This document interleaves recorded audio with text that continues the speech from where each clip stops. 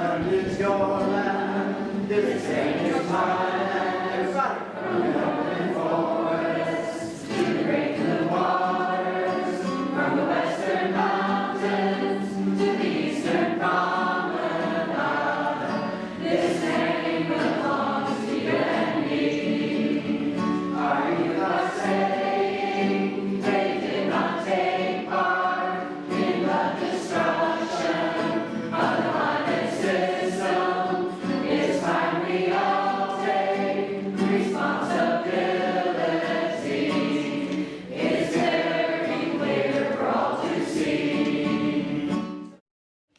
Right now, our atmosphere CO2 levels have reached over 400 parts per million. Going back over 800,000 years, CO2 levels never exceeded 300 parts per million, and the rate of increase is now 50 times higher than it ever was historically. This problem was not created by our generation, but it was fed by greed and addiction to fossil fuels, and we are here to help, and we are willing to help, and we want to help, because this is our land, and we will protect this. Thank you. So oceans today are more acidic than they've been in 300 million years. So Lucia's going to tell us a little bit about that. Former President Barack Obama once said, "We are the changes that we need to see." Here in Maine, we are blessed to have some of the most beautiful natural features in the world. It is the views of the oceans, lighthouses, and the pine-covered forests that draw people to our wonderful state. However, it is the amazing people who keep them here. We are so fortunate to call this beautiful city and state our home, and we are the ones who will need to change what we are doing to help stop climate change.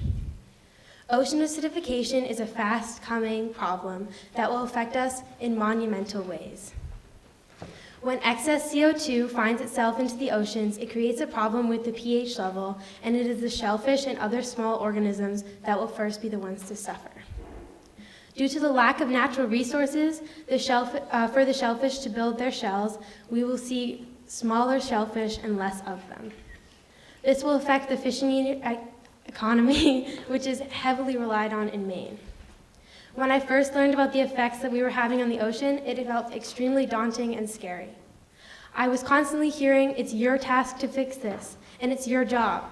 However, through education and many, many conversations with peers, teachers, and parents about the future, I realized that in order to fix this, we'll need all ages, all generations, and all people to be part of the solution.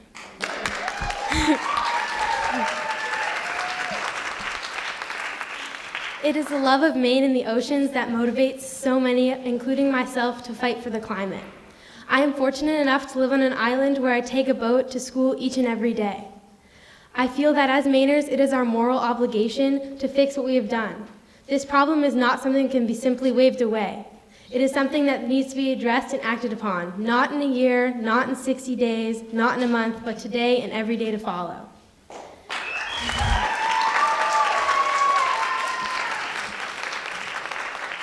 Today, we are turning a new page on our force of acting against climate change and helping our oceans.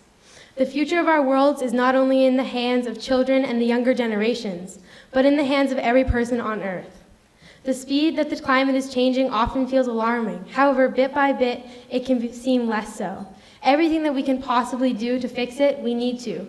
The Earth can survive whatever we put it through. However, without a healthy Earth, we will not. Empowerment of others is what is happening right now is what will make the problems like ocean acidification seem less daunting and more solvable. I truly believe that through uniting as a whole and continuously sending out messages about the effect we are having, we can make a difference. With each step that we are taking, we are gaining more information and becoming closer to our goal of a healthy and sustainable world with plenty of shellfish to go around. Thank you.